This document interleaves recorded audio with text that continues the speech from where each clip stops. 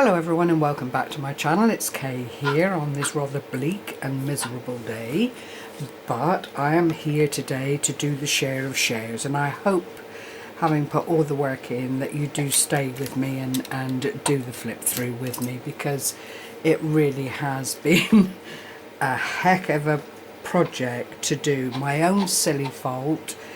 I decided I would have a go at making a altered book, and it's here in front of us, but I didn't think about the thickness of the book or what would that would mean to the project, because when you're doing something for the first time, I don't know if you're like me, but I do tend to run with the idea and I don't think too much about the consequences, if you like, of what I undertake. And this really has been a huge undertaking. It's been made easy by utilising the Christmas digital kits designed by Artymaze, and that is 100% of what has gone into this book. But there are over 62 altered pages, pockets and that kind of thing in it, because, as I was trying to say clumsily before, I didn't think about the thickness of the book. It was just an old book. It was one that I felt I could disseminate without breaking my heart, because I do love books and the word and that kind of thing. And I settled for this Dean Koontz Dragon Tears, which had the right finishing on the binding and this, that and the other, but with lots and lots of pages taken out. This is still the thickness of the book, and I've not actually put too much in it because I wanted the papers to speak for themselves.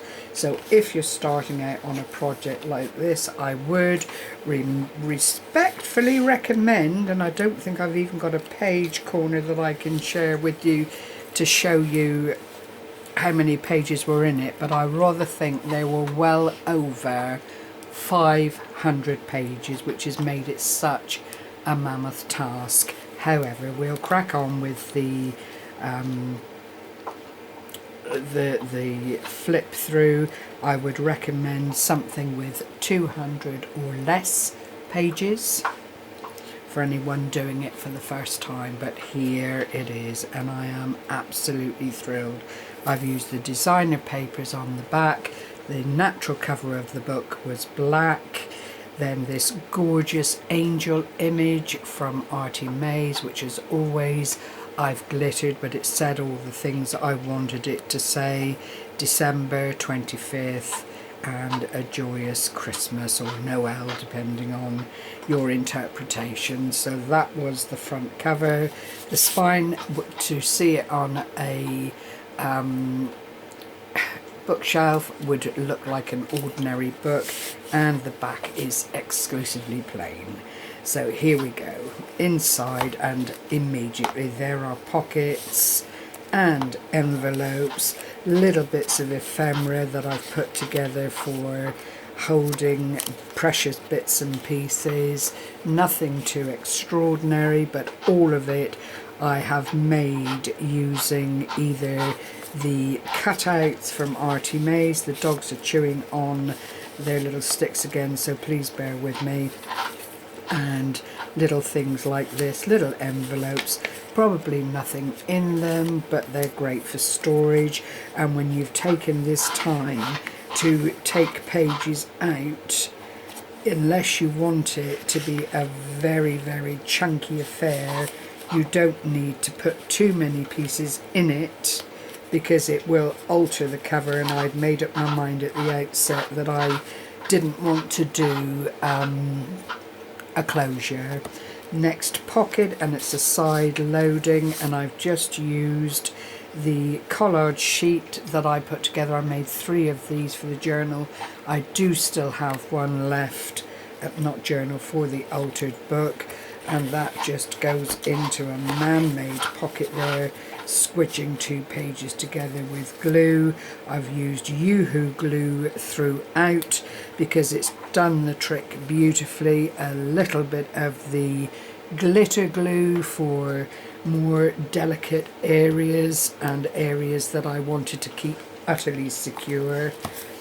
And we'll flip through again to another page. I've made tags out of the collage sheets that I made, just plain, nothing on the back, but great for journaling.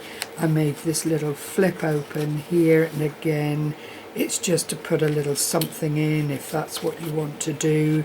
And I've used the December word excuse me, the December word there, just to fit the little tab of the envelope in. But it, you know, as I said already, it is all Artymaze's digital papers, this year's, last year's, and a couple of others in between. This is the most recent one, and it is highly decorative. You really don't need to do a whole lot more to it. A side-long pocket here with another little handmade holder. You just slide the ribbon off and it opens up as the other ones did. They are lined, and it's just a place to keep things safe and out of the way. Little pockets like this exist throughout. I've not put anything in them, but if there was a Christmas tag from this year that you wanted to hold on to, then you've got 2 little pocket areas, or a little note that someone's left you. Ideal for that kind of thing. And again, onward, and there's a top loading here. I don't know if I put anything in this one. As I said, not all of them have got anything in. No, this is just the pocket, but it is the length of the page, and you know, therefore it would hold a special Christmas card perhaps that you didn't want to let go of. It's just, you know, there are areas for scribbling in. It's a standardized book. I was completely inspired by Gayle Agostinelli and Scrimpingmommy here on YouTube. 2 more tags with the grommets and the ribbon, but clearly you can put into these pockets whatever ever pleases you. It doesn't have to be more Christmas themed items. Here is a glorious page with the deer and a lovely little envelope here that again you can pop things into. It's one of these really interactive books that you can either just sit and look at and get the festive feeling from it, or use it to jot things in or hide things in that are special to you. Another big pocket here. I've just so enjoyed doing this, although as I've said to you, it is not a task for the faint-hearted. Another little pocket place over here, a glorious page here. I do love this image. It's one of my most favourite. More pages with 3 tucks in them where you can keep things nice and safe. A lot of the papers, as I've said, are so beautiful. I've not wanted to add a whole lot to them. There's a huge big pocket here for putting things into. My tear ruler has been my best friend, and vintage photo distress ink. There's the little ruler that I've used throughout. It just does give that decollage. I bought some decollage scissors, but to be honest, you know, if the ruler does its thing, and it is much more easily adapted to this particular project. There's another envelope here into a double pocket scenario, and a lovely little cash envelope here, and there is a tiny little, if I haven't stuck it down, and I think I probably have, oh no, a little journaling area here in the back. And these, as I've said already, are all Artymaze Christmas digital kits. They are so wonderful. She tries to bring out something new every year, and this year has given people in her Facebook group a freebie to work on, and the only stipulation is that you share what you make with it. And you know, Andrea is just such a very generous, talented lady. Another side pocket here with special delivery. I have added bits and pieces here and there if the pages looked a little bit lacking, but it really hasn't needed too much. I've made these lovely little 2-inch discs with the ribbon on, and they just add another little element to the altered book. As I've said already, you really don't need too much in the pages or in the pockets, because it really is something that you need to bear in mind with a view to it stacking out and losing its shape, as I've done over the COVID period. Oh dear. Right, lovely little bits and pieces here. I actually managed to make a little belly band, added one of my little discs to it, and then there is a full jotting area, 3-sided here, and again it is just using pages from the book so that most of it is recycled as you go along. Another envelope here, and I've married up with another image of the little girl there.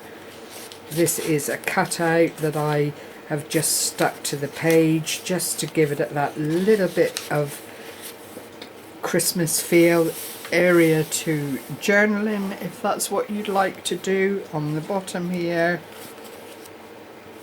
And it goes on and on and on, but I've tried to maintain my crafting integrity and not get bored with it or wish myself out of this project. It's all done to the same standard throughout. Another little task tag here from the collage papers, and I've just added the wordage, a grommet, and a little bit of gold around the edge because there is, you know, that lovely gold hue throughout with the coffee dyed papers, and you know, it does lend itself very nicely to the distressed ink. A glorious pocket here again.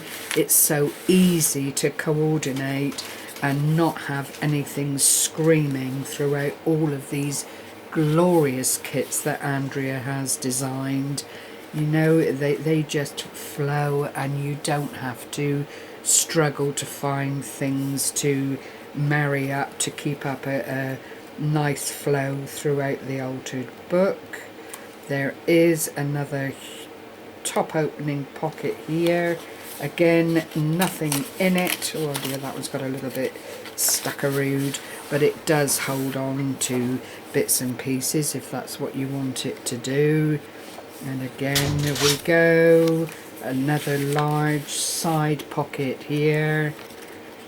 Extra bits and pieces that I've stuck on if I've had to utilise papers twice.